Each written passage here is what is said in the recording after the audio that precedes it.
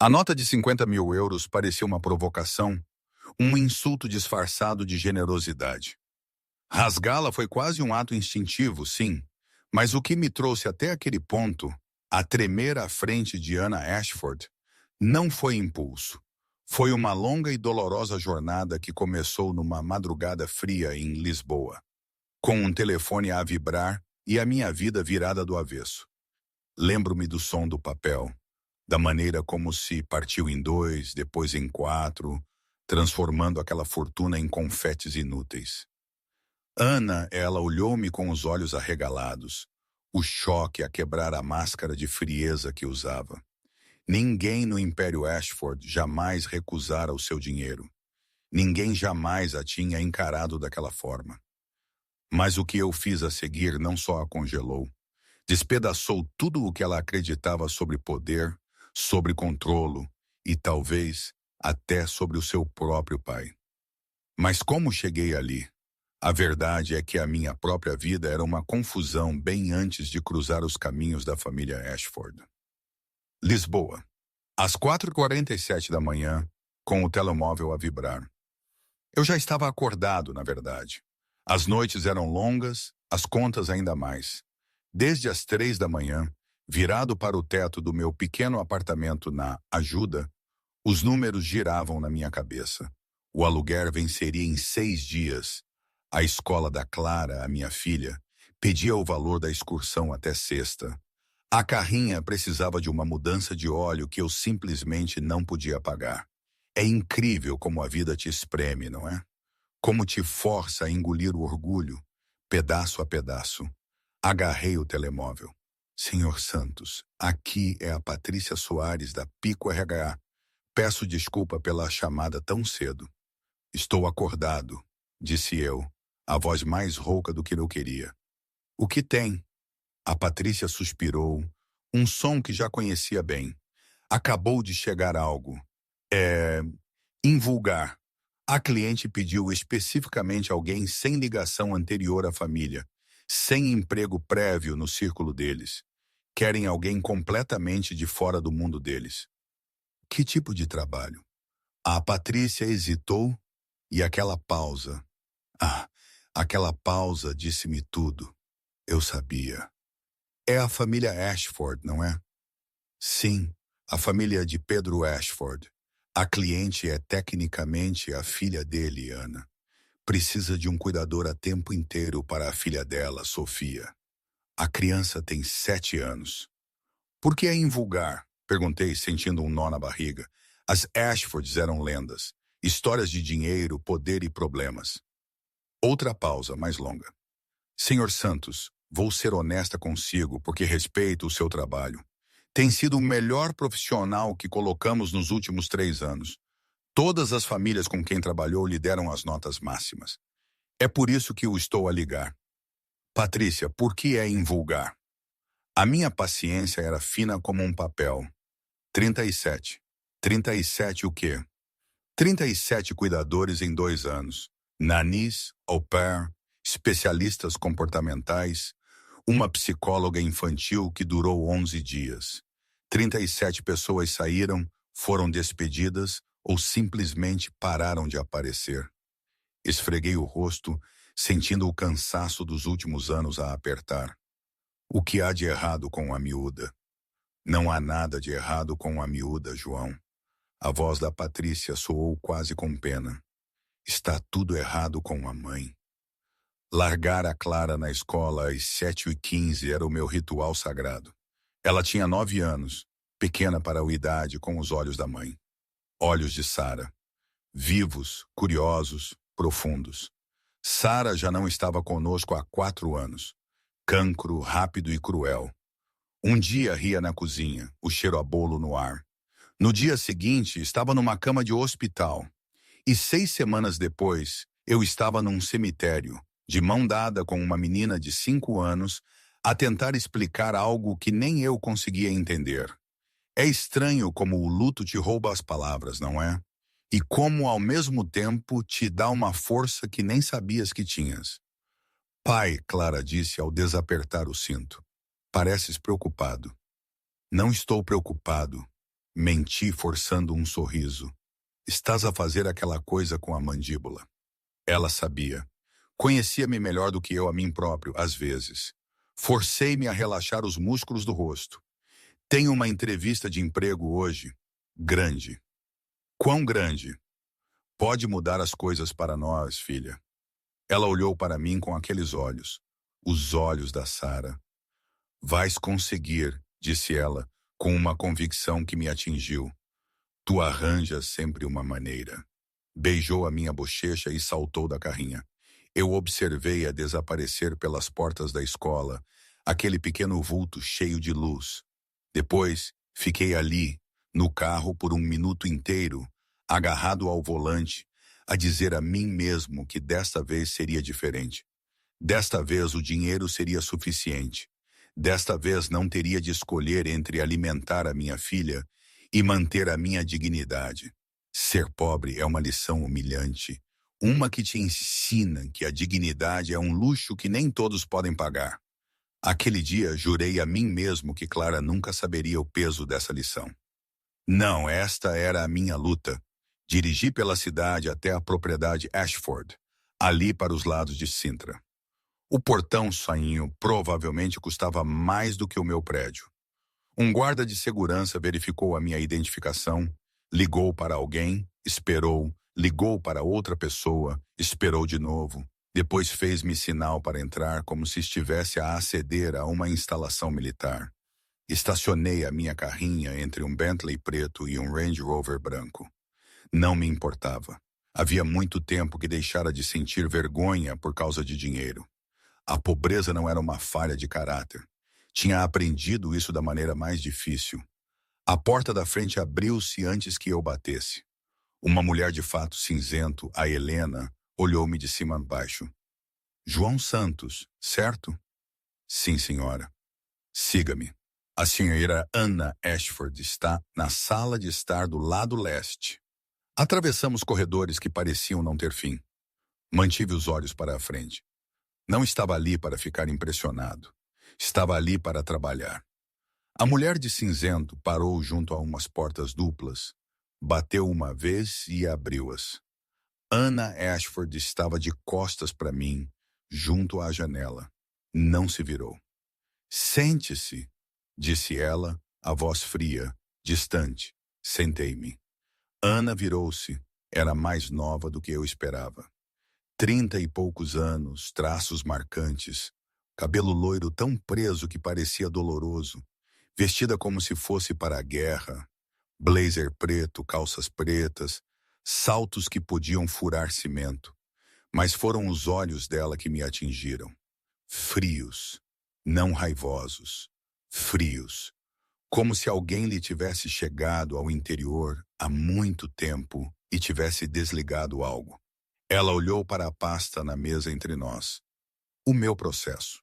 João Antônio Santos, 42, viúvo, uma filha de 9 anos, ex-treinador de futebol do ensino secundário, tornou-se cuidador infantil licenciado há 3 anos.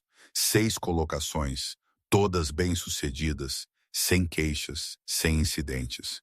Isso mesmo. Costumava treinar futebol? Sim, costumava. Por que parou? A minha mulher ficou doente. Treinar não pagava o suficiente para cobrir o que precisávamos. A expressão de Ana não mudou. Ela não piscava. E o cuidado infantil paga. O cuidado infantil permite-me definir os meus próprios horários, estar presente para a minha filha. E sim, paga melhor do que se pensa quando se é bom nisso. É bom nisso? Estou aqui, não estou? A Patrícia não manda pessoas para si, a menos que sejam os melhores que ela tem. Algo brilhou nos olhos de Ana. Não calor, mas reconhecimento. Como se tivesse identificado algo que não esperava. Senhor Santos, quero ser muito clara sobre o que esta posição exige. A minha filha Sofia tem 7 anos. É inteligente, perspicaz e não responde às abordagens convencionais de cuidado infantil. Foi avaliada por 4 psicólogos diferentes. Nenhum deles concorda em nada, exceto que ela não é o problema. Então, qual é o problema? A minha voz soou mais ousada do que eu sentia. Ana olhou para mim fixamente. Desculpe? Disse que ela não é o problema. Então qual é? 37 pessoas não desistem de uma criança de 7 anos sem motivo. A sala ficou muito silenciosa. Sentia a Helena atrás de mim tensa. Tinha ultrapassado um limite. Eu sabia. Não me importei. Ana apertou a mandíbula. O problema, Senhor Santos, é que a maioria das pessoas é fraca. Entram aqui com as suas credenciais e as suas teorias e as suas vozes suaves. E no momento em que as coisas se tornam difíceis, desmoronam-se. Preciso de alguém que não desmorone. Eu enterrei a minha mulher e criei a minha filha sozinho, respondi, a voz num tom baixo e firme. Eu não desmorono. Ana estudou-me por um longo momento. Depois pegou no telefone sobre a mesa. Traga a Sofia. A porta abriu-se 2 minutos depois. Esperava muitas coisas. Uma criança a gritar, uma criança desafiante, uma criança que atirava coisas ou mordia ou praguejava. Já tinha visto de tudo nos meus anos de trabalho. O que entrou não era nada disso. Sofia Ashford era pequena, pálida, com cabelo escuro que lhe caía pelos ombros. Entrou devagar, com os olhos no chão, as mãos apertadas à frente do corpo. Movia-se como alguém que aprendera muito cedo que quanto menos espaço ocupasse, mais segura estaria. Sentia algo a quebrar no meu peito. Eu conhecia aquele andar. A Clara andou assim no primeiro ano depois de a Sarah ter morrido. Sofia, disse Ana, a voz suavizada apenas um pouco. Este é o Sr. Santos. Ele vai tomar conta de ti. Sofia não levantou a cabeça. Por quanto tempo? A pergunta atingiu a sala como um tijolo. A mandíbula de Ana contraiu-se. Pelo tempo que for necessário. Todos eles vão embora. Sofia disse calmamente, uma resignação assustadora na voz de uma criança tão pequena. Posso voltar para o meu quarto? Sofia, está tudo bem, disse eu. Tanto Ana quanto Sofia olharam para mim. Ignorei Ana e concentrei-me totalmente na criança. Sofia, o meu nome é João. Não tens de gostar de mim. Não tens de falar comigo, mas quero que saibas uma coisa. Inclinei-me ligeiramente para a frente e, sem a dominar, sem invadir o seu espaço, apenas a aproximar-me do seu nível. Eu não vou a lado nenhum. Os olhos de Sofia levantaram-se pela primeira vez. Castanhos escuros, enormes, cheios de algo que me fez querer esmurrar uma parede. Porque uma criança de 7 anos nunca deveria ter tanta resignação nos olhos. É isso que todos dizem. Sofia sussurrou. Eu sei, disse eu, e sei que não acreditas em mim. Está tudo bem. Apenas terei de o provar. Sofia olhou para mim por 3 segundos completos. Depois virou-se e saiu da sala sem dizer mais uma palavra. Ana esperou que a porta se fechasse. Bem, ela não gritou consigo. Isso é realmente um progresso. Ela não grita porque desistiu, disse eu. Isso não é progresso. É pior. Os olhos de Ana estreitaram-se. Não o contratei para a sua análise psicológica, Sr. Santos. Ainda não me contratou de todo. Sim, contratei. Começa segunda-feira às 6 da manhã. Não se atrase. Ela levantou-se e a reunião terminou. Fiquei no carro por 10 minutos antes de arrancar. Liguei à Patrícia. Que raio se passa naquela casa? João, a Patrícia suspirou. Um som de puro cansaço. Aquela miúda não é difícil. Aquela miúda está a afogar-se. Há uma diferença. Ela continuou. É por isso que te liguei. O que aconteceu com ela? Onde está o pai? Não há pai. Ana usou um dador. Ela queria uma filha nos seus próprios termos. Tudo na vida de Ana é nos seus próprios termos. E Pedro Ashford, o avô? Pedro é complicado. Ele construiu aquele império do nada. Começou com uma loja de ferragens na Figueira da Foz, em 1972. Agora é uma empresa de 3 mil milhões de euros. Ele é da velha guarda. João duro. Ana é a sua única filha. E pelo que entendo, a relação deles é uma zona de guerra. Ele vê a Sofia? Raramente. Ana controla o acesso a Sofia como se fosse uma autorização governamental. Pedro tentou. Advogados estiveram envolvidos. É uma confusão. Olhei para o portão da Quinta Ashford no meu retrovisor. Quanto paga o cargo? 12.000 euros por mês. Quase deixei cair o telefone. 12.000 mais alojamento na propriedade se quiseres. Benefícios totais e subsídio de carro. Era mais dinheiro do que eu tinha ganho no ano anterior combinado. Resolvia tudo. O aluguer, a escola da Clara, a carrinha, tudo. Qual é o truque, Patrícia?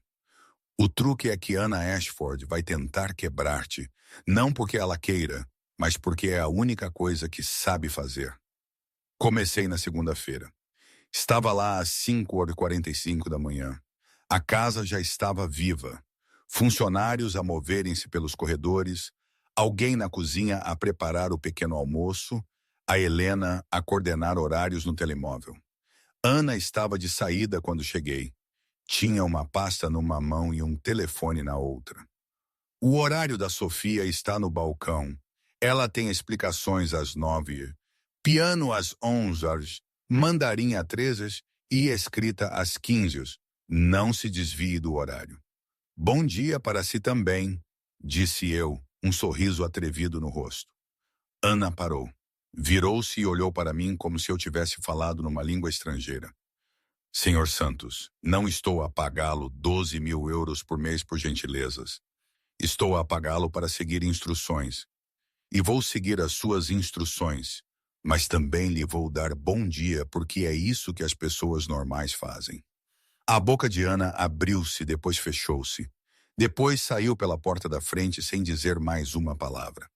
Observei a partir. Depois virei-me para a Helena, que me olhava com os olhos arregalados. Qual é o seu nome? Perguntei. Helena. Helena, onde está a Sofia? No quarto dela, segundo andar, terceira porta à esquerda. Ela não sai enquanto não for lá buscá-la. Nunca o faz. Subi as escadas. Encontrei a porta. Branca. Sem decorações, sem nome, nada. Bati. Silêncio. Sofia, sou eu, o João. A tua mãe foi-se embora. Somos só nós hoje. Mais silêncio. Não vou entrar, a menos que queiras, mas quero que saibas que trouxe algo. Esperei. 20 segundos, 30. Então, tão baixo que quase não ouvi. O que trouxeste? Sorri. Mistura para panquecas, daquelas a sério. Não as sofisticadas, daquelas que vêm numa caixa e sabem amanhã de sábado. Nada durante 10 segundos. Depois, a porta abriu-se um pouco. Um olho escuro espreitou. Temos um chefe de cozinha, disse Sofia. Eu sei, mas aposto que o teu chefe não faz panquecas em forma de dinossauros. O olho piscou. Os dinossauros não são reais. As panquecas são. Queres descobrir? A porta abriu-se mais 1 centímetro. O rosto inteiro de Sofia lá apareceu agora. Estava a usar pijamas com pequenas estrelas. Parecia incrivelmente pequena.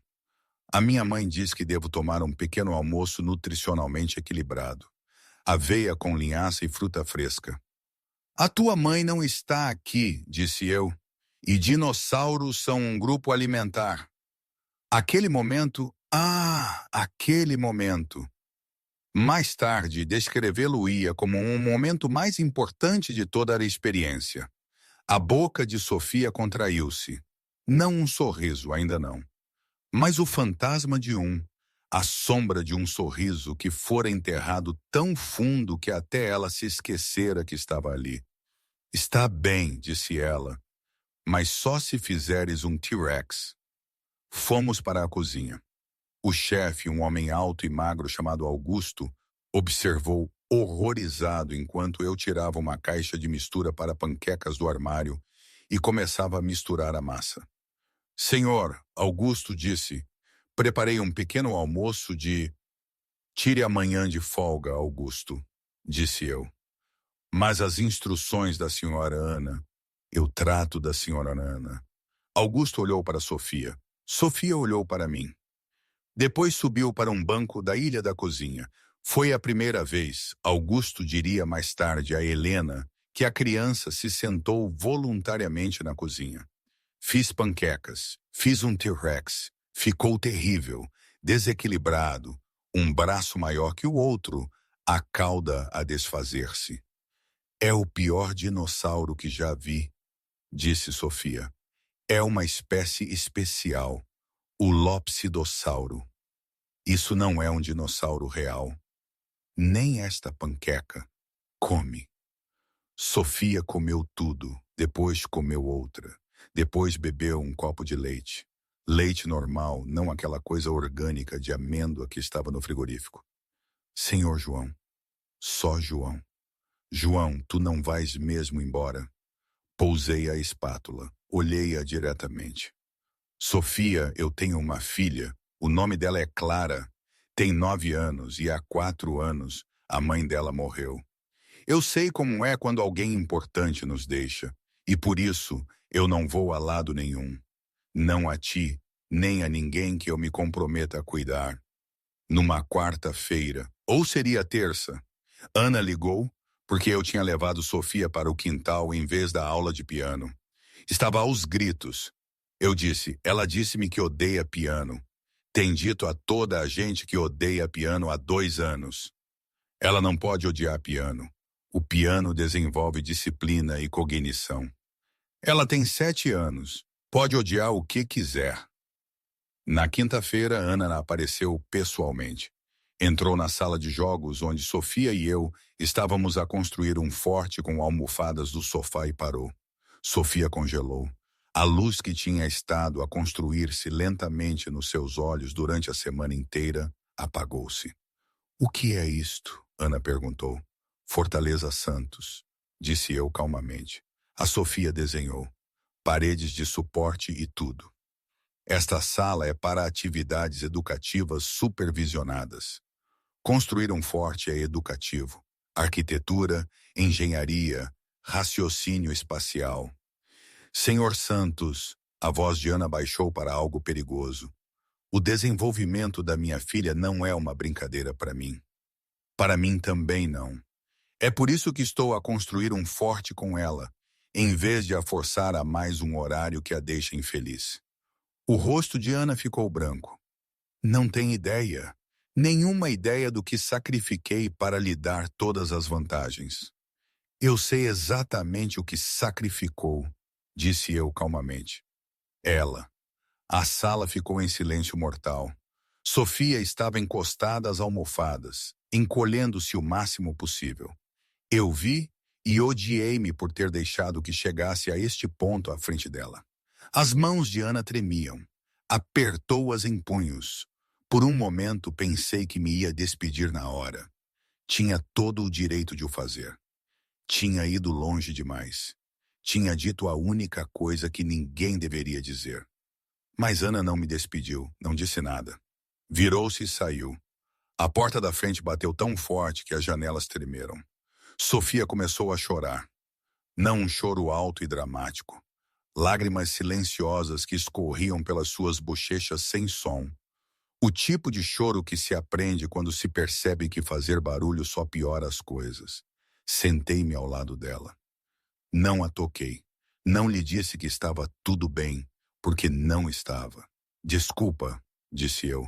Foi culpa minha. Não devia ter dito isso à tua frente. Sofia limpou os olhos. Ela vai mandar-te embora? Não sei. Ela manda-o sempre embora. Eu disse-te, Sofia, não vou a lado nenhum. Sofia olhou para o forte arruinado. Depois pegou numa almofada e voltou a pô-la no lugar. Depois outra, reconstruindo. Eu também peguei numa. Reconstruímos o forte juntos e nenhum de nós disse mais uma palavra durante 1 hora. Na sexta-feira à noite, recebi uma chamada de um número que não reconheci. Senhor Santos, aqui é Pedro Ashford. Endireitei-me na cadeira. Senhor Ashford. Pelo que entendi, tem causado bastante agitação na casa da minha filha. Suponho que isso dependa da sua definição de agitação. Uma risada baixa. Helena diz-me que a Sofia comeu panquecas, panquecas de verdade, e riu 2 vezes. 3 vezes, na verdade, mas quem está a contar? Eu estou, disse Pedro. A sua voz mudou, ficou mais pesada, mais velha, carregando algo que parecia décadas de arrependimento. Senhor Santos, a minha neta não ri naquela casa há mais de um ano. Sei disso porque pergunto a Helena todas as semanas. Fiquei em silêncio. Também entendo que a minha filha não está a facilitar o seu trabalho. A sua filha está a tornar o meu trabalho quase impossível. Sim, ela é boa nisso. Aprendeu comigo, infelizmente. Pedro fez uma pausa. Senhor Santos, vou dizer-lhe algo que ninguém fora dessa família sabe. E estou a dizer-lhe porque a Helena diz que pode ser a primeira pessoa em muito tempo que realmente se importa com aquela menina. Estou a ouvir. Ana nem sempre foi assim. Ela era, sabe, uma criança brilhante e amorosa. A mãe dela, a minha mulher Eleonora, morreu quando Ana tinha 6 anos. Não lidei bem com isso. Enterrei-me no trabalho. Construí um império e perdi a minha filha no processo. Quando percebi o que tinha feito, Ana tinha construído muros tão altos que nem Deus conseguiria escalá-los. Fechei os olhos. Os paralelos atingiram-me como um caminhão. Uma criança que perdeu um pai muito cedo. Um pai restante que não sabia como lidar.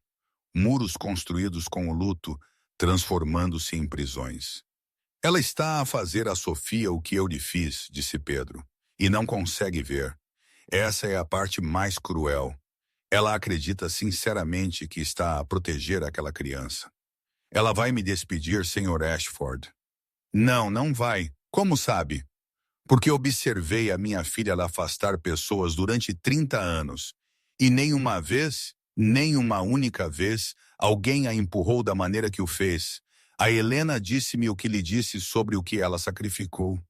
Isso foi desrespeitoso. Isso foi a verdade.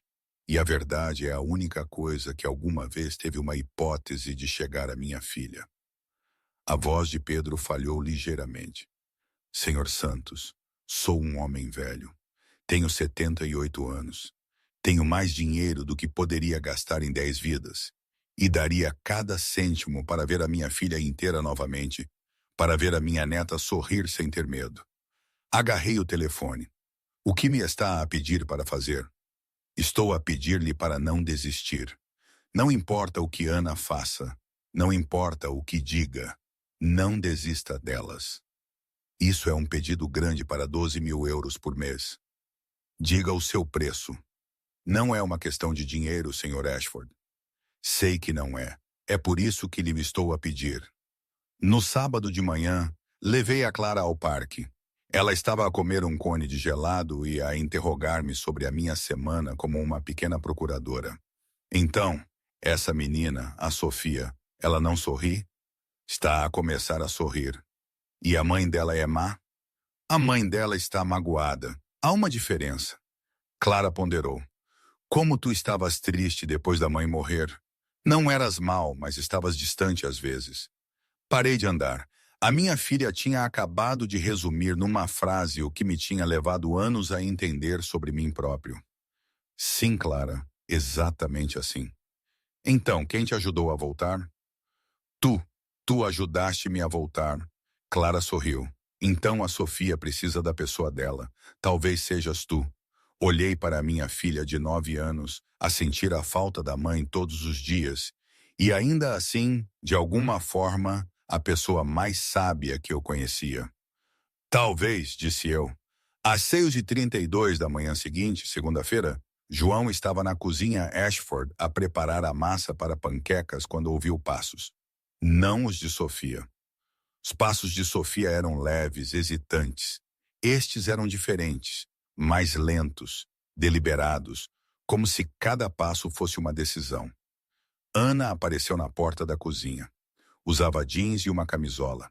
Sem blazer, sem saltos, sem a sua armadura. O cabelo solto caía pelos ombros. Parecia 10 anos mais nova e 10 anos mais aterrorizada.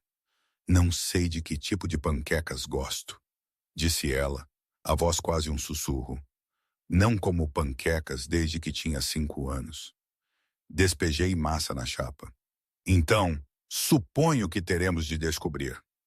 Ana sentou-se na ilha da cozinha, no mesmo banco que Sofia usava. Juntou as mãos no colo e olhou para o balcão como se fosse a paisagem mais estrangeira que alguma vez vira. Era fascinante ver a vulnerabilidade a espreitar, ainda frágil, mas presente. O cheiro adocicado da massa a cozinhar parecia preencher não só a cozinha, mas um vazio que pairava na casa. Ela parecia não saber o que fazer com as próprias mãos, com o próprio corpo naquele espaço desarmado. E eu pensei, será que ela não se lembra sequer do gosto da infância? Do que é ser só uma pessoa e não uma fortaleza? Era uma pergunta que me assaltava frequentemente quando a observava. 5 minutos depois, Sofia desceu as escadas, parou à entrada da cozinha. Os olhos dela foram para mim, depois para Ana, depois de volta para mim. O rosto dela trazia a expressão de uma criança que acabara de testemunhar algo impossível, algo que ela tinha parado de acreditar que alguma vez aconteceria. Mãe, a voz de Ana era quase inaudível. Bom dia, querida. Sofia não se moveu. Ficou ali congelada, como se desse um passo, tudo se quebrasse e ela acordasse. Pus um prato de panquecas no balcão. Um dinossauro desequilibrado, ligeiramente queimado de um lado. Não disse nada. Apenas recuei e deixei que o momento lhes pertencesse. Sofia caminhou até a ilha. Subiu para o banco ao lado de Ana. Os ombros delas estavam quase a tocar. Quase. O João faz panquecas terríveis, Sofia disse com uma ponta de orgulho. As piores. Ouvi dizer, Ana respondeu, um sopro de voz. Devias provar o Triceratops. É o pior de todos. Então é esse que quero. Fiz um Triceratops. Parecia uma panqueca que sofrera um acidente de viação. Coloquei-o no prato de Ana. Ana pegou num garfo. A mão tremia. Cortou um pedaço, levou-o à boca e mastigou. Isso é horrível, disse ela. Eu disse-te, Sofia respondeu. E então algo aconteceu que eu guardaria comigo para o resto da vida. Ana riu. Não uma risada educada, não uma risada controlada, não a resposta calculada de uma mulher que passou décadas a encenar cada interação humana. Uma risada de verdade, desarrumada e surpreendida e quase dolorosa, como um músculo a ser usado pela primeira vez em anos. Era o som do gelo a quebrar, do concreto a estalar, da vida a forçar a saída por entre as fissuras. Sofia olhou para a mãe, os olhos arregalados, como se nunca tivesse ouvido tal som. Depois, começou a rir também. E eu virei-me para a chapa para que nenhuma delas visse que o homem que nunca desmoronava estava a desabar pelas costuras. As minhas próprias lágrimas escorriam, silenciosas e teimosas, na quietude daquela cozinha cheia de um novo tipo de barulho. O pequeno almoço tornou-se um ritual. Todas as manhãs, às 6h30, eu fazia panquecas. Todas as manhãs, Sofia descia de pijama de estrelas. E todas as manhãs, Ana sentava-se na ilha com os seus jeans e camisola, a comer panquecas em formas terríveis de dinossauros e a fingir que não estava aterrorizada. A vulnerabilidade era um músculo a ser treinado, um passo de cada vez. As conversas eram curtas, muitas vezes sobre as panquecas ou os planos do dia, mas cada interação era uma ponte a ser construída. Um fio de esperança. Isto durou 9 dias. No 10º dia, Ana desceu de blazer. O cabelo estava preso, os saltos estavam calçados. Serviu café, verificou o telefone e disse: A Sofia tem uma nova explicadora a começar hoje, a doutora Patel. Ela é especialista em aprendizagem acelerada para crianças superdotadas. Ela estará aqui às 8. O garfo de Sofia parou a meio caminho da boca. Ela olhou para mim. Mantive o rosto neutro. O que aconteceu ao horário normal? Perguntei. Eu revisei-o. A Sofia está atrasada em 3 áreas de estudo. A doutora Patel vai abordar as lacunas. Ela tem 7 anos, Ana. Não está atrasada em nada. Ela está atrás do que deveria estar. Eu revisei os parâmetros de referência. Cujos parâmetros de referência? A mandíbula de Ana contraiu-se. A armadura estava de volta. Toda ela. Cada placa, cada rebite, encaixada no lugar, como se as últimas 9 manhãs nunca tivessem acontecido. Isto não é uma discussão, Senhor Santos. Senhor Santos, não João. Voltamos a isso. Sofia pousou o garfo. Deslizou do banco em silêncio, como sempre fazia quando as coisas ficavam tensas, encolhendo-se, desaparecendo, fazendo-se pequena o suficiente para escorregar pelas frestas. Sofia, termina o pequeno almoço, disse Ana. Não tenho fome. Precisas de comer antes da doutora Patel chegar. Eu disse que não tenho fome. A voz de Sofia era plana, morta. A mesma voz que usara no primeiro dia em que a conheci. Todo o brilho das últimas 2 semanas tinha desaparecido, como se alguém tivesse desligado um interruptor. Ana enrijeceu. Sofia Ana Ashford, senta-te e come o teu pequeno almoço. Deixa-a ir, disse eu. Desculpe? Ela não tem fome. Forçá-la a comer não vai ajudar ninguém. Ana virou-se para mim com um olhar que poderia ter arrancado tinta das paredes. Não me digas como criar a minha filha. Então pare de a criar como se fosse um projeto com prazo de entrega. Sofia já tinha desaparecido. Ouvi os seus passos nas escadas, rápidos e leves, e depois o som distante da porta do seu quarto a fechar. Não a bater. Sofia nunca batia. Ela apenas se fechava, silenciosa como um fantasma. Ana agarrou a sua pasta. A doutora Patel estará aqui às 8. Certifique-se de que Sofia está pronta. Saiu. A porta da frente fechou-se. Também não bateu. Controlada. Tudo o que Ana fazia era controlado, até as suas saídas. Fiquei sozinho na cozinha, rodeado por panquecas frias e os destroços de 9 boas manhãs. Subi as escadas, bati na porta de Sofia. Vai-te embora. Sou eu. Eu sei. Vai-te embora. Sentei-me no chão à porta dela. Não disse nada. Apenas fiquei ali. 3 minutos passaram. 5, 7. Ainda estás aí? A voz de Sofia veio pela porta, abafada. Sim. Por quê? Porque eu sentar-me à tua porta é melhor do que sentar-me lá embaixo com um monte de panquecas frias. Silêncio. Depois, ela nunca vai mudar, pois não. Não era uma pergunta. Era uma afirmação, proferida com a certeza de uma criança que já passara por este ciclo antes. Esperança retirada. Esperança retirada. O padrão mais cruel que existe. Apoiei a cabeça na parede. Sofia, posso dizer-te algo sobre as pessoas? Mudar é a coisa mais difícil que uma pessoa pode fazer. É mais difícil do que escalar uma montanha. É mais difícil do que correr uma maratona, porque quando mudas, tens de olhar para todas as coisas de que te escondeste. E essas coisas são feias e doem. E a maioria das pessoas preferiria fazer qualquer coisa do que enfrentá-las. Então, ela nunca vai mudar. Eu não disse isso. Eu disse que é difícil. Difícil não significa impossível. Apenas significa que leva tempo e contratempos.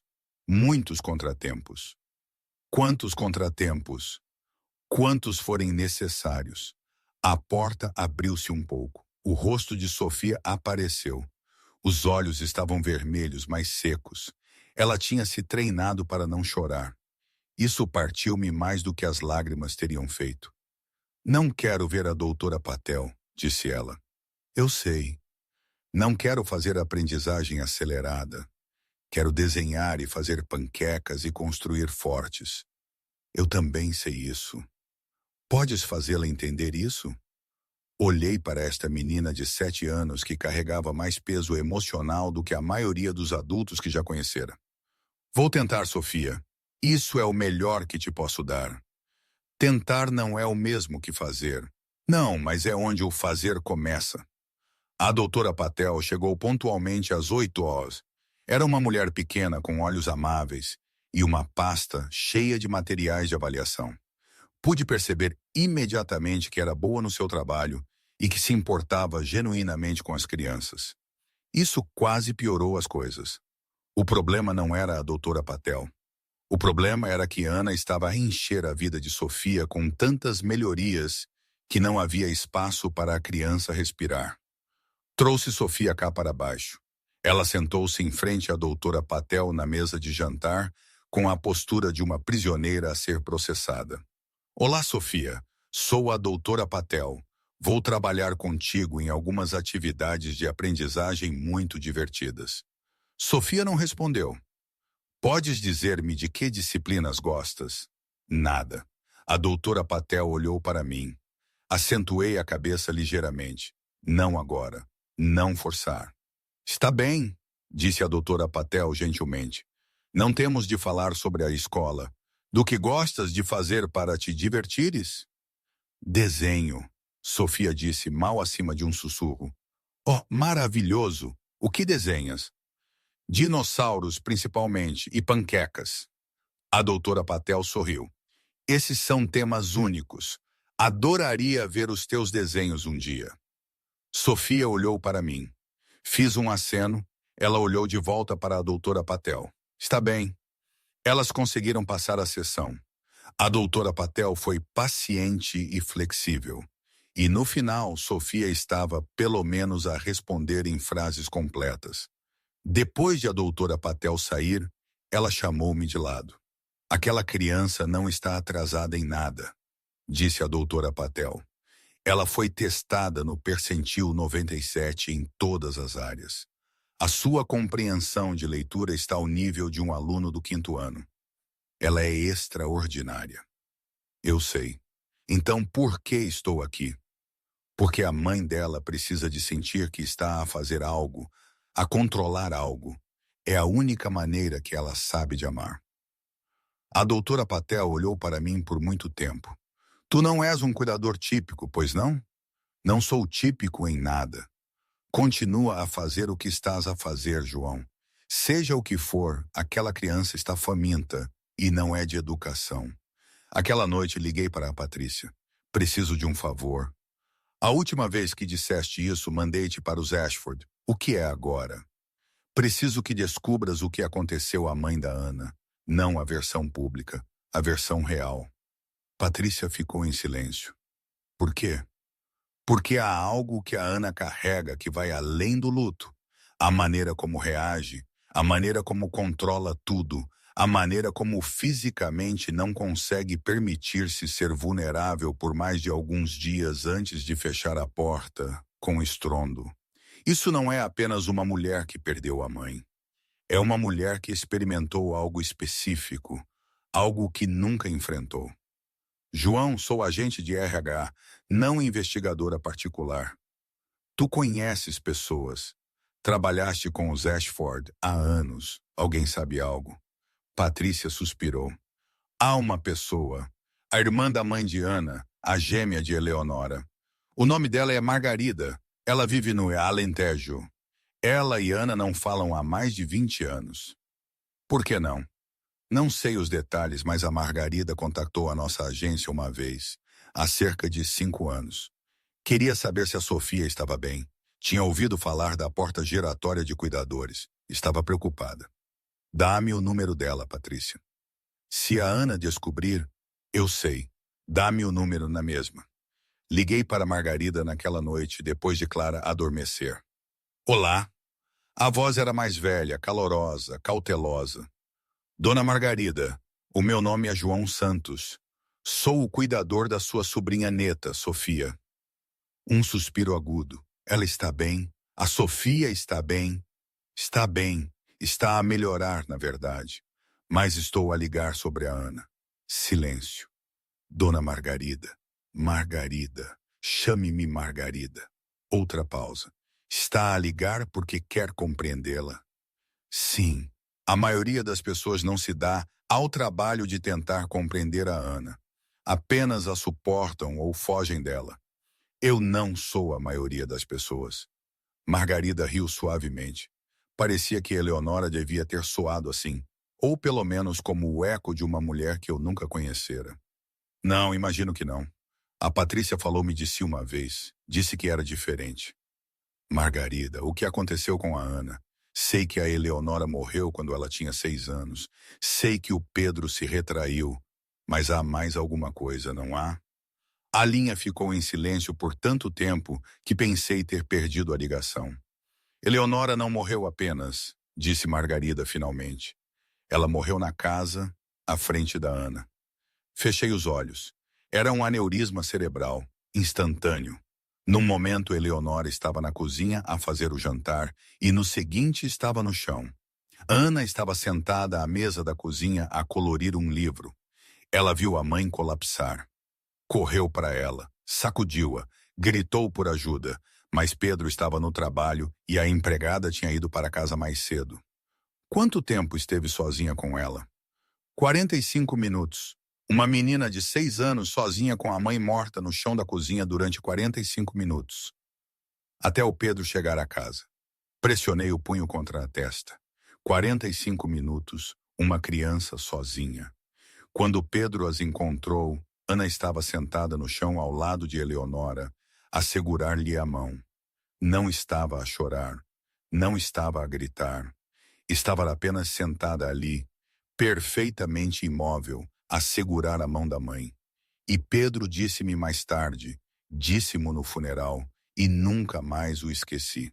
Ele disse que quando entrou, Ana olhou para ele e disse: "Tentei acordá-la, mas ela não acorda." Calma, perfeitamente calma. 6 anos de idade. Ela desligou-se, disse eu. Ela desligou-se e nunca mais ligou. Não totalmente. Pedro não soube lidar com isso. Ele estava devastado e lidou com a sua devastação da maneira como os homens da sua geração lidavam com tudo. Ele trabalhou. Mandou Ana para um colégio interno quando ela tinha 8 anos. Ela destacou-se. Claro, ela destacou-se em tudo, porque destacar-se era a única maneira de sentir algo que se assemelhasse a controlo. E a senhora? O que aconteceu entre a senhora e a Ana? A voz de Margarida afinou. Eu tentei. Quando Ana tinha 12 anos, pedi a Pedro que a deixasse passar os verões comigo. Ele concordou. Ela veio para o Alentejo durante 3 verões, e por um tempo pensei que talvez pudesse alcançá-la. Ela era tão brilhante, João, tão divertida. Quando baixava a guarda, costumava inventar histórias sobre os animais da minha quinta. Dava-lhes nomes e personalidades e histórias de vida inteiras. O que correu mal? No último verão, ela tinha 14 anos. Encontrei o diário dela. Não devia tê-lo lido, mas estava preocupada com ela. Tinha pesadelos todas as noites. Acordava a gritar e depois fingia que não tinha acontecido. O que estava no diário?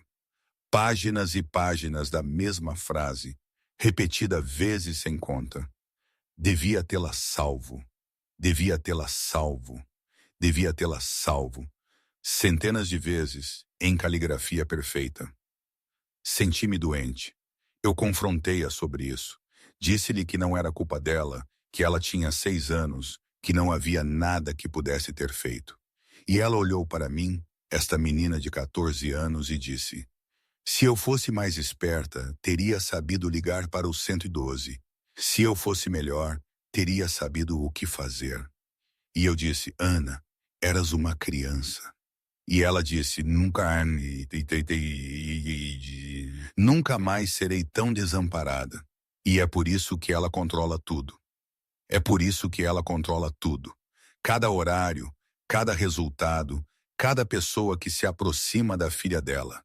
Porque na mente de Ana, se ela controlar tudo, nada de mal pode acontecer. Ninguém vai morrer no chão da cozinha enquanto ela está ali desamparada, incapaz de fazer nada. Sentei-me no escuro por muito tempo, depois de a chamada terminar. Tudo fazia sentido agora. Os horários, os 37 cuidadores, a vigilância constante, a incapacidade de deixar Sofia ser apenas uma criança. Era uma teia complexa de trauma e mecanismos de defesa. E eu estava ali, no meio dela, a tentar desatar nós que pareciam amarrados para sempre. Era quase impossível imaginar uma menina de 6 anos a passar por algo assim. O que é que isto faz a uma pessoa? Pensei.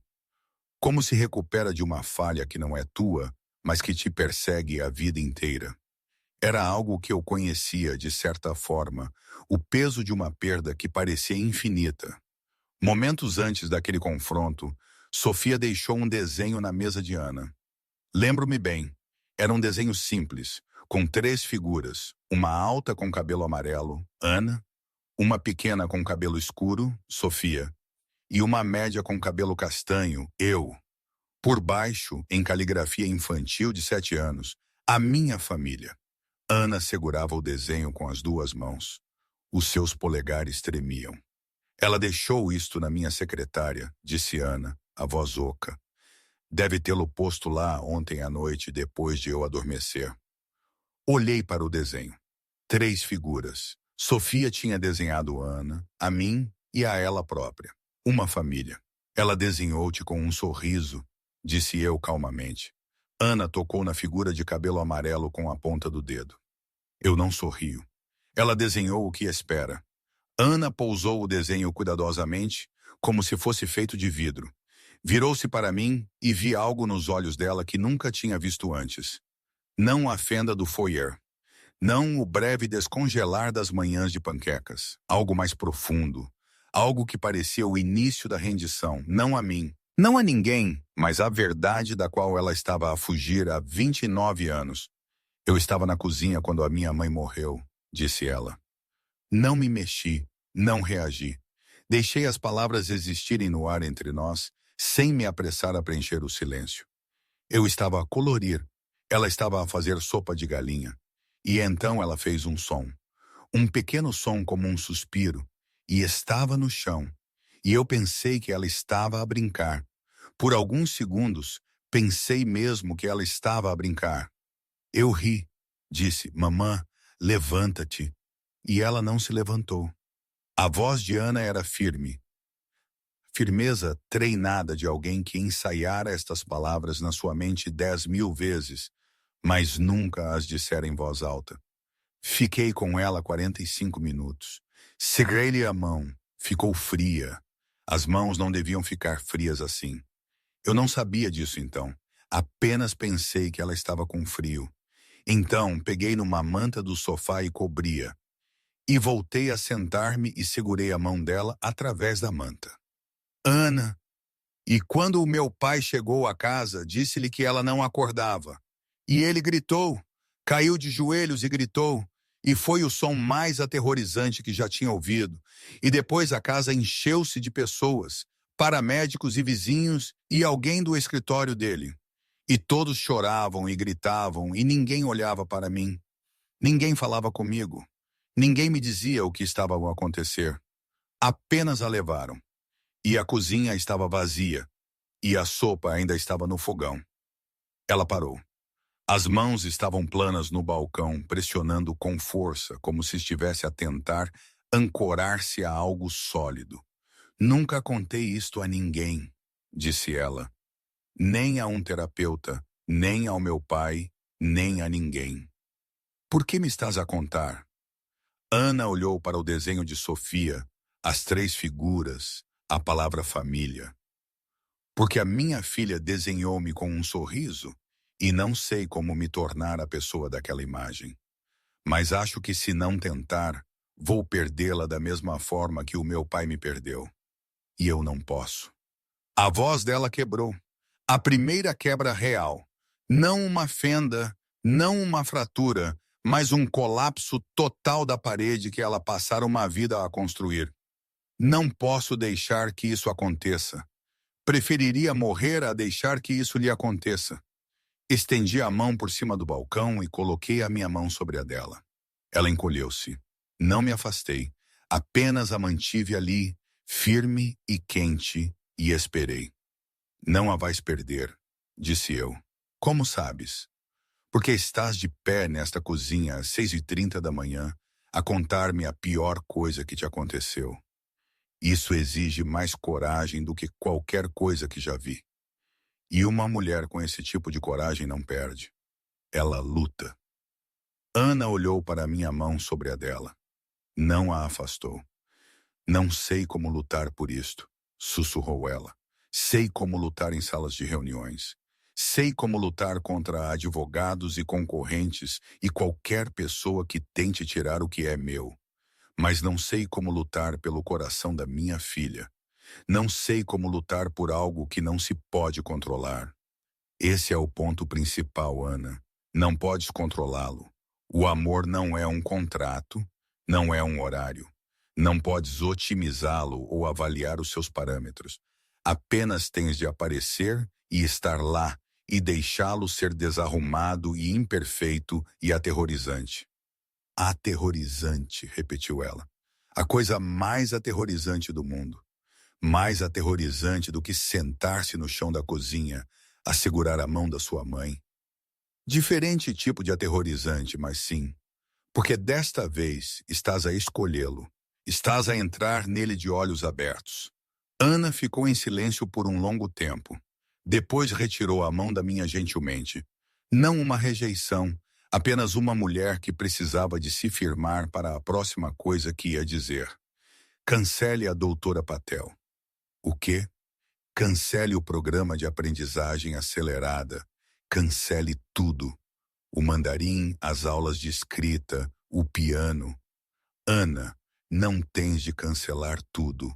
Alguma estrutura é. Quero começar do zero. Quero perguntar à minha filha o que ela quer. Nunca fiz isso, João. Em 7 anos, nunca uma vez perguntei a Sofia o que ela quer. Eu disse-lhe. Eu decidi por ela. Eu agendei-a e avaliei-a e defini os seus parâmetros. E nunca, nem uma vez me sentei e disse: o que queres, Sofia? Senti algo a mudar na sala. Não a temperatura, nem a luz, algo maior. A sensação que se tem quando uma história vira uma esquina e percebes que tudo antes era apenas o prólogo. Então vamos perguntar-lhe, disse eu. Subimos juntos. Ana bateu na porta de Sofia. A batida dela era diferente da minha. Mais nítida, mais hesitante, como se estivesse a pedir permissão para entrar num espaço que nunca tivera o direito de ocupar. Sofia é a mãe. A porta abriu-se lentamente. Sofia olhou para Ana, depois para mim, depois de volta para Ana.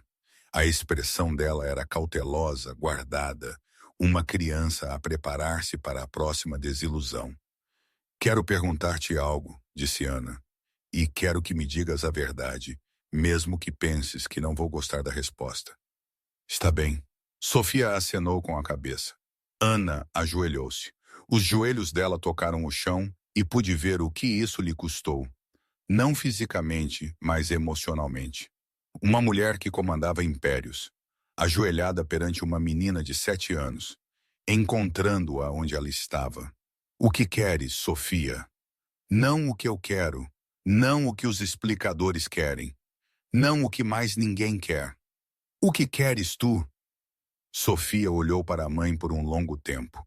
Os olhos dela procuraram o rosto de Ana, procurando a armadilha, procurando o ângulo, procurando o momento em que tudo voltaria aos horários e avaliações e desilusões. Ela não encontrou. Quero tomar o pequeno almoço contigo, Sofia disse. Todas as manhãs, não só às vezes. Está bem.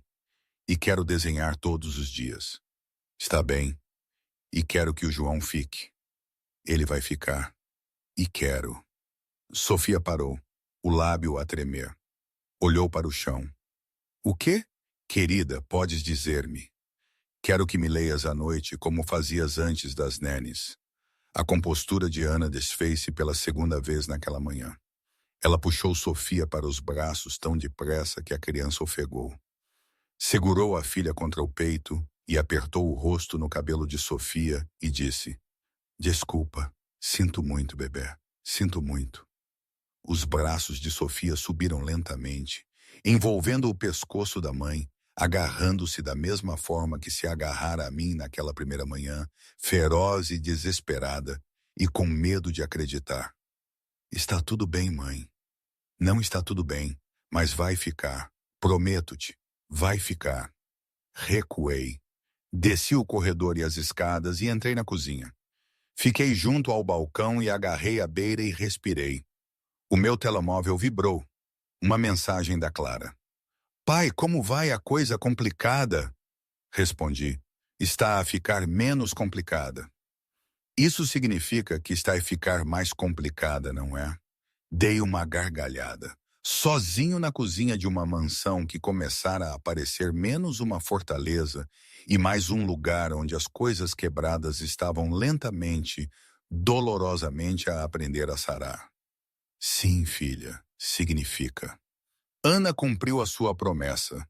Leu para Sofia todas as noites durante 3 meses seguidos. Começou com livros ilustrados porque era onde tinham parado quando Sofia tinha 4 anos. E nenhuma delas reconhecia que uma menina de 7 anos não precisava de livros ilustrados. Não se tratava dos livros. Tratava-se do ritual. Diana sentada na beira da cama de Sofia com os sapatos descalços e a voz suave, a virar páginas, a estar presente. Algumas noites, Sofia adormecia antes de a história terminar. Algumas noites, Ana adormecia. Eu encontrá-las-ia de manhã, emaranhadas. O livro caído no chão e eu fechava a porta em silêncio e deixava-as estar. Não era perfeito. Ana ainda procurava o controlo da mesma forma que uma pessoa a afogar-se procura algo sólido. Houve contratempos.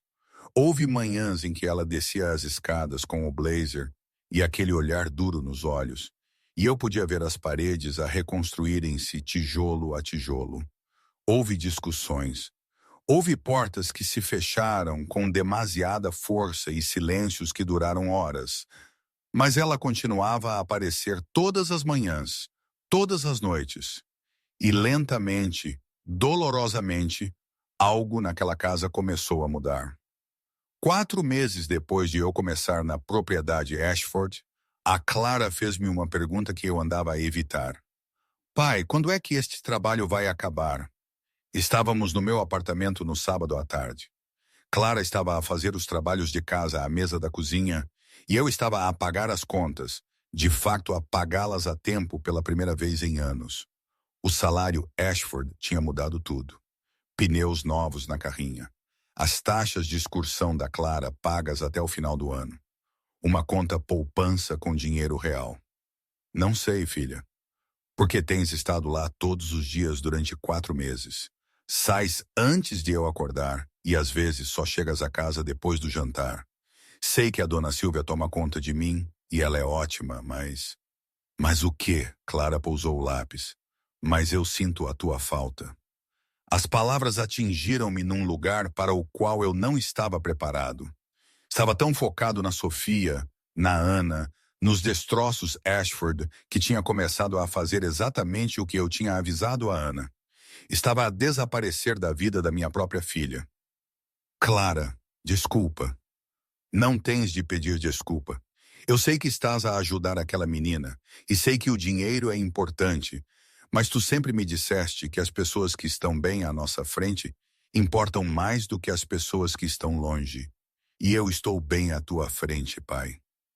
Afastei as contas. Puxei a minha cadeira para ao lado da dela e pus o braço à volta dela. Tens razão, tens toda a razão. E a partir de segunda-feira, as coisas vão mudar. Não vais desistir, pois não, porque não quero que desistas. A Sofia precisa de ti. Não vou desistir, mas vou definir limites. Estarei em casa para jantar todas as noites. Estarei aqui aos fins de semana. E vou falar com a Ana sobre trazer-te para a casa às vezes. Tu e a Sofia deviam conhecer-se. Os olhos de Clara brilharam. A sério? A sério? Ela gosta de dinossauros, miúda? Ela é obcecada por dinossauros. Clara sorriu e eu senti o chão firmar-se debaixo de mim. Tinha estado tão ocupado a salvar a família de outra pessoa que tinha começado a afastar-me da minha própria. Isso acabava agora. Na segunda-feira de manhã, disse a Ana, preciso de ajustar as minhas horas. Ana estava na ilha da cozinha. Tinha começado a tomar o pequeno almoço ali todas as manhãs agora, mesmo nos dias em que Sofia dormia até mais tarde. Começara a beber o café ao balcão em vez de no seu escritório. Pequenas mudanças, mudanças enormes. Ajustar como? Perguntou ela. Preciso de estar em casa às 17h30 todos os dias, sem exceções, e os fins de semana são meus. Isso é uma redução significativa. Ana parou, olhou para mim, leu o meu rosto. A sua filha, disse ela. A minha filha. Ana pousou o café. Algo passou pela sua expressão, reconhecimento, culpa, compreensão. Ela sabia exatamente o que significava perder o foco na pessoa que mais importava. Jai, 17h30, disse ela. Todos os dias. E João, traga a Clara aqui às vezes. Acho que a Sofia gostaria. Ia sugerir o mesmo. Grandes mentes. Mentes questionáveis, mais parecido. Ana quase riu. Ela fazia isso agora. Quase ria. As risadas verdadeiras ainda eram raras, ainda surpreendentes, ainda eventos que apanhavam todos de surpresa. Mas as quase risadas estavam a tornar-se frequentes e eu contava cada uma como uma vitória. Levei a Clara à quinta numa tarde de quarta-feira. Sofia esperava à porta da frente, o que ela nunca fazia. Tinha perguntado 4 vezes o que Clara era, se Clara a acharia estranha e se devia trocar de roupa normal para algo mais bonito. Sê tu mesma, disse-lhe eu. A Clara não se importa com roupas. Ela importa-se com dinossauros e ser honesta e pessoas que são amáveis. Clara entrou e olhou para Sofia. Sofia olhou para Clara. 2 meninas separadas por riqueza e circunstância e tudo o que o mundo usa para dividir as pessoas, paradas a 1 metro de distância, avaliando-se mutuamente. O teu pai faz panquecas muito más, Sofia disse, as piores. Clara concordou. Ele diz que o Triceratops é o melhor dele. Parece uma batata. O rosto de Sofia desfez-se no maior sorriso que eu já lhe tinha visto. É exatamente o que parece. Desapareceram pelas escadas em 5 minutos. Conseguia ouvi-las a falar, depois a rir, depois a falar mais. Fiquei no fundo das escadas e ouvi, e algo no meu peito que estivera apertado durante 4 meses, finalmente se soltou. Helena apareceu ao meu lado. 2 meninas que perderam algo, a encontrarem-se, disse ela. Isso não é um acidente, João. Não me venhas com filosofias, Helena. Tarde demais. A partir desse dia, Clara ia à casa Ashford 2 vezes por semana. Ela e Sofia tornaram-se inseparáveis da forma que só as crianças conseguem. Instantaneamente, completamente, sem reservas ou pretensões. Desenhava juntas, construíam fortes, criavam jogos elaborados com regras que só para elas faziam sentido. E Clara, que tinha crescido sem mãe, deu a Sofia algo que eu não podia. Deu-lhe uma par, alguém do seu tamanho, que entendia como era sentir que o mundo não estava bem. Mas continuavam. Ana observava à distância. No início ficava na porta a observar as meninas, com os braços cruzados, a expressão ilegível. Mas com o tempo, a distância diminuiu. Começou a sentar-se na sala enquanto elas brincavam. Depois começou a fazer perguntas. Depois, uma tarde, entrei para encontrar Ana no chão, de pernas cruzadas, a ajudar Sofia e Clara a construir um elaborado habitat de dinossauros com caixas de cartão e marcadores. Ela olhou para mim com marcador na bochecha e uma expressão de absoluto espanto, como se tivesse acordado na vida de outra pessoa e não conseguisse perceber como tinha chegado ali. Estou a construir um pântano jurássico, disse ela. Precisa de mais verde. Tudo precisa de mais verde. Ana voltou a colorir. Sofia encostou-se ao ombro da mãe enquanto desenhava. Casual e inconsciente. Como se fosse a coisa mais natural do mundo. Como se sempre o tivesse feito. Como se os 3 anos de distância e horários e 37 estranhos nunca tivessem acontecido. Tirei uma fotografia com o telemóvel. Não sei por quê. Apenas senti que o momento precisava ser guardado. 5 meses depois, Ana chamou-me ao seu escritório depois de Sofia adormecer. A voz dela ao telefone era diferente, tensa, controlada de uma forma que sinalizava que algo estava errado. Encontrei-a sentada atrás da sua secretária com uma carta nas mãos. "O meu pai está doente", disse ela. Sentei-me. "Quão doente?" "Cancro do pâncreas, estágio 4. O advogado dele enviou isto." Ela levantou a carta. "Ele não ligou, não veio à casa. Fez com que o seu advogado enviasse uma carta porque eu lhe pedi para ficar longe e aparentemente ele decidiu honrar esse pedido mesmo enquanto está a morrer." A voz dela falhou na última palavra. Morrer. A palavra pairou no ar como fumo. "Quando foi diagnosticado?" "Há 3 meses. Ele tem feito tratamento. Não está a funcionar." Ana pressionou os dedos contra as têmporas. 3 meses, João. Ele sabia há 3 meses e não me contou. Tu pediste-lhe para ficar longe. Ele é o meu pai. Eu sei. Devia ter me contado. Tens razão. Devia ter, mas estava a tentar respeitar o que lhe pediste. Estava a tentar não te controlar. Ana afastou-se da secretária e levantou-se. Andou até a janela e pressionou a testa contra o vidro. Perdi tanto tempo a zangar-me, a ter medo, a construir muros, e agora ele está a morrer e eu não consigo recuperar o tempo. Não, não consegues. Ela virou-se e olhou para mim, e a crueza no seu rosto era quase insuportável. Não faças isso. Não me limites a concordar comigo. Diz-me algo útil. Diz-me algo que faça isto ficar bem. Não consigo fazer isto ficar bem. O teu pai está a morrer. Isso não está bem. Nada do que eu diga vai mudar isso. Então o que faço? Vais vê-lo. Não posso. Podes. Tu não entendes. A última vez que vi o meu pai foi há 2 anos no escritório de um advogado.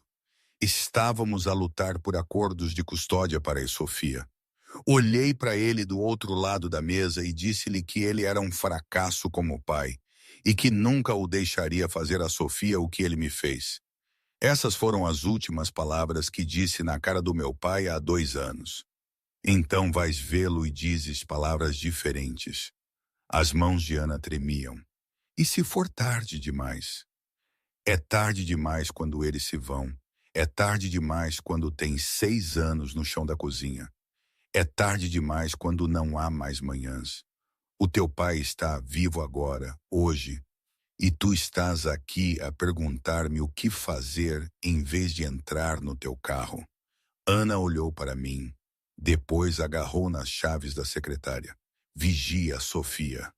Eu sempre vigio a Sofia. Ela saiu em 30 segundos.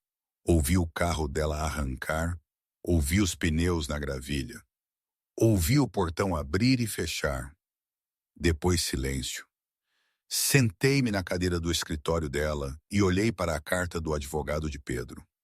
Formal, clínica, o tipo de carta que reduzia a vida de um homem a parágrafos legais e terminologia médica. O meu telemóvel vibrou. Clara. Pai, estás bem? Pareces estranho. Eu não tinha ligado para ela. Ela simplesmente sabia. As crianças sempre sabem. Estou bem, filha. Aconteceu algo no trabalho. Posso chegar tarde esta noite. A Sofia está bem? A Sofia está bem. Está a dormir. A mãe dela está bem? Fiz uma pausa. Ela está a chegar lá. Ana não voltou para casa naquela noite nem na manhã seguinte. Fiquei com Sofia, fiz panquecas, passei o dia com ela. Ao meio-dia, o meu telefone tocou. João, a voz de Ana soava como se tivesse chorado por 12 horas porque tinha. Estou aqui. Ele parece tão velho. Quando é que ele ficou tão velho? Ele era sempre este gigante, esta força, E agora está numa cama de hospital e não pesa nada. Está a desaparecer. Como ele está? Ele chorou quando me viu. O meu pai, o homem que construiu uma empresa de 3.000 milhões de euros a partir de uma loja de ferragens em Ohio, ele chorou como uma criança. Agarrou a minha mão e disse: "Desculpa, Ana. Desculpa por tudo isto." E eu...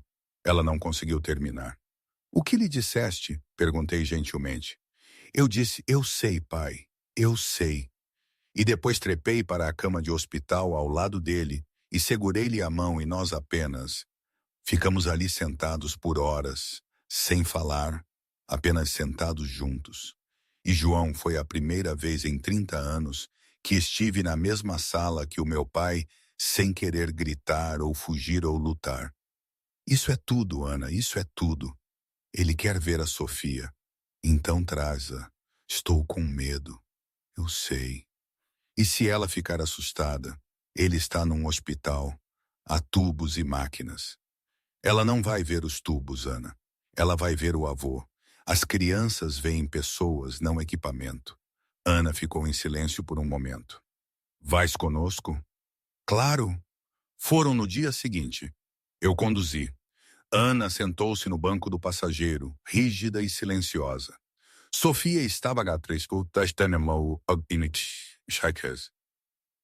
mas não ansiosa. Eu tinha lhe explicado que o avô estava doente e que iriam visitá-lo.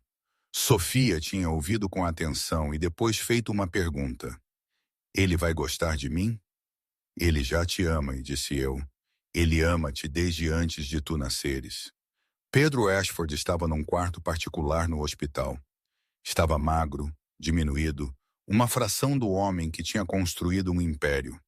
Mas quando a porta se abriu e ele viu Sofia, algo aconteceu no seu rosto que eu nunca esqueceria. Foi como ver o sol nascer num lugar que tinha estado escuro por décadas. Cada linha, cada sombra, cada marca que o tempo e a doença tinham deixado no rosto do velho homem foi apagada por um único momento luminoso pela visão da sua neta. "Bem", disse Pedro, e a sua voz estava fraca, mas calorosa.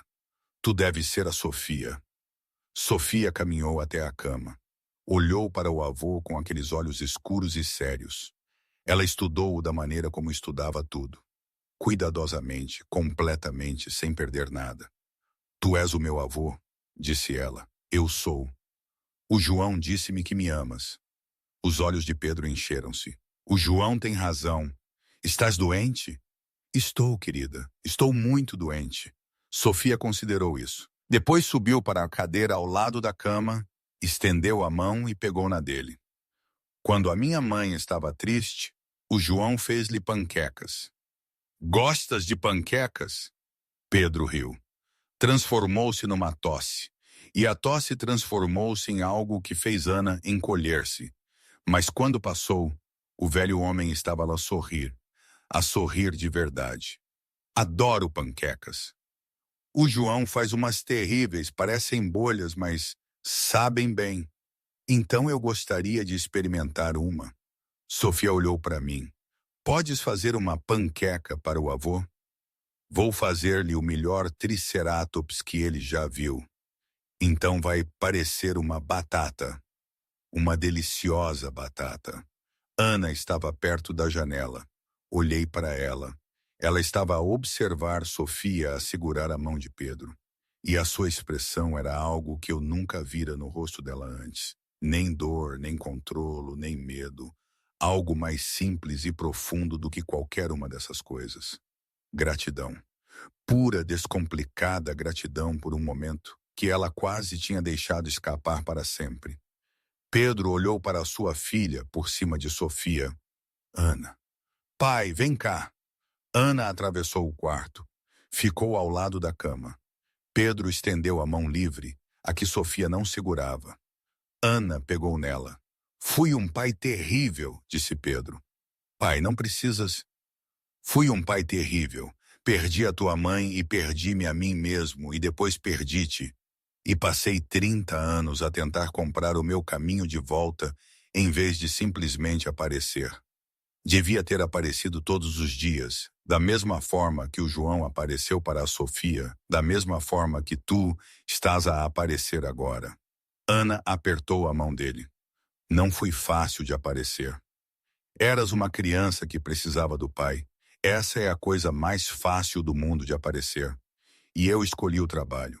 Escolhi a empresa. Escolhi tudo, exceto a única coisa que importava. Eu perdoo-te, disse Ana.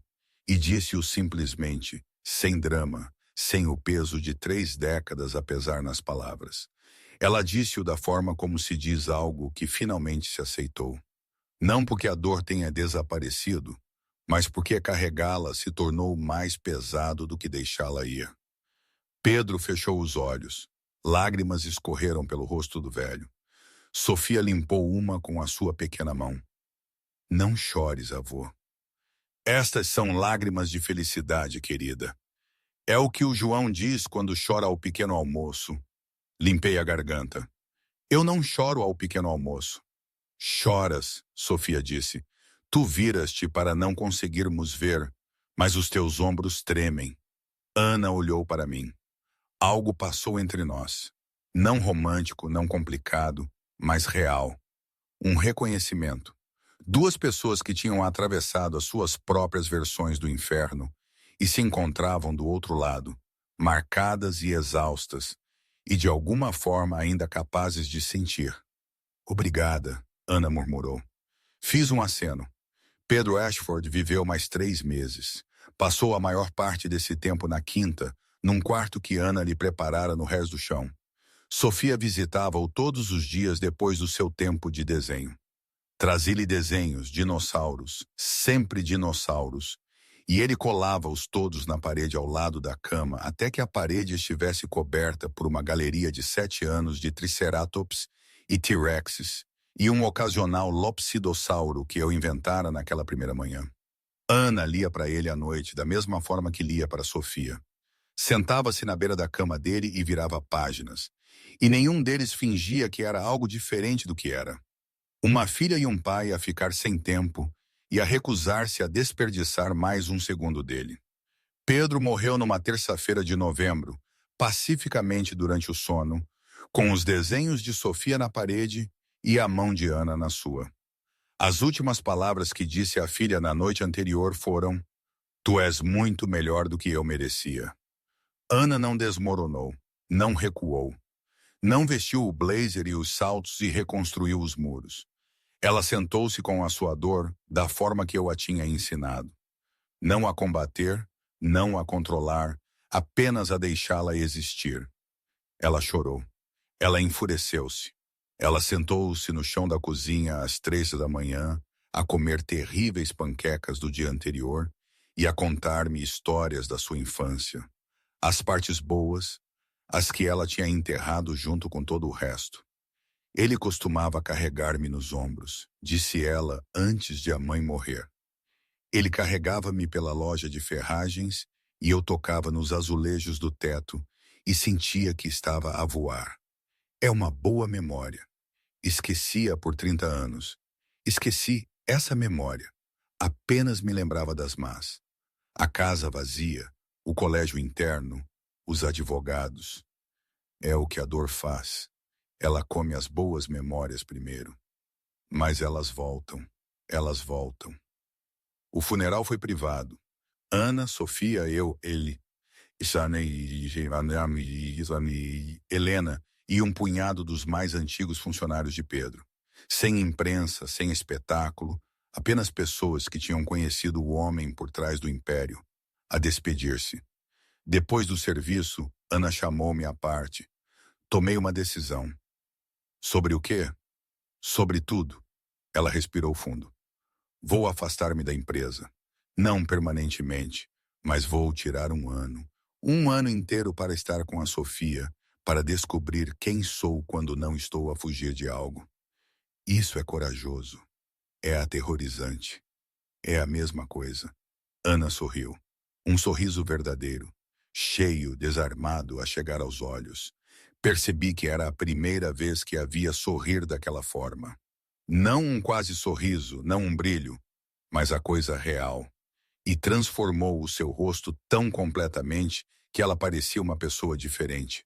Parecia a mulher que poderia ter sido se aquele chão da cozinha não a tivesse quebrado aos 6 anos.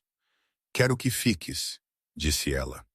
Não como cuidador da Sofia, mas ela lutou com a palavra.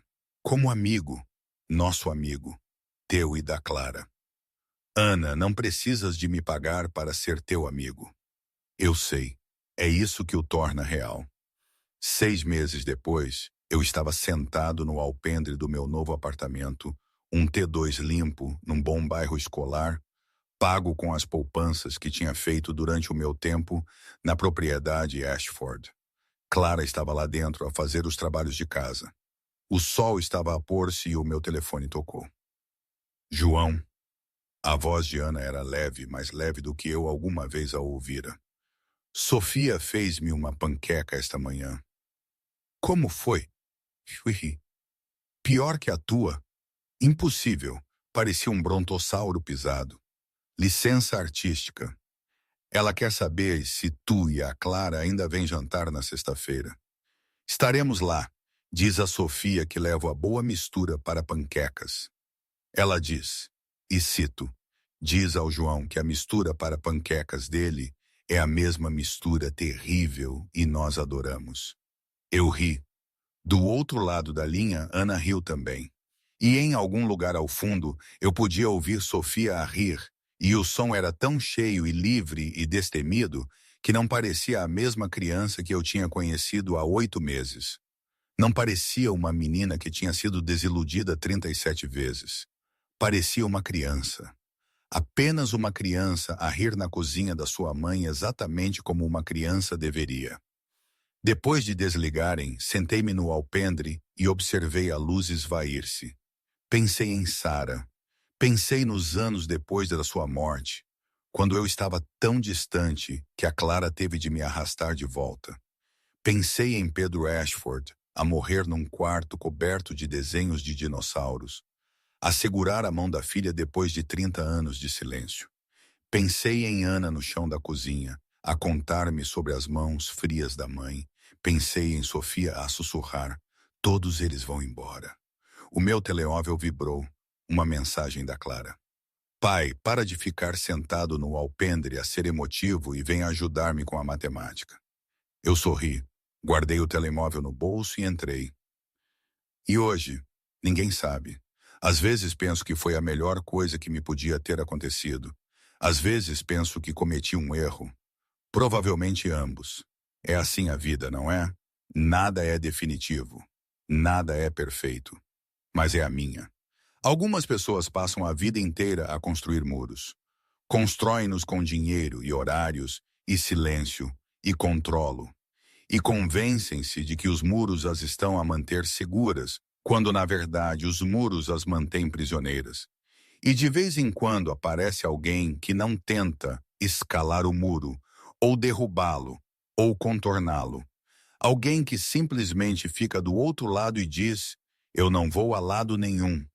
E esperam e aparecem, e fazem panquecas terríveis, e dizem a verdade, mesmo quando a verdade é a coisa mais difícil que alguém já ouviu. E uma manhã, a pessoa por trás do muro abre a porta, não porque o muro caiu, mas porque escolheu atravessá-lo. João Santos não era um terapeuta, não era um bilionário, não era um curandeiro. Ele era um homem que tinha perdido tudo e aprendera a única lição que importava. Que as pessoas que estão bem à nossa frente são as únicas que contam. E aparecer é a coisa mais corajosa que uma pessoa pode fazer. E ele nunca parou de aparecer, nem uma vez. Continua a ser uma batalha, para todos nós, mas é uma batalha que agora enfrentamos juntos. E isso, por si só, é uma vitória que vale mais do que qualquer império.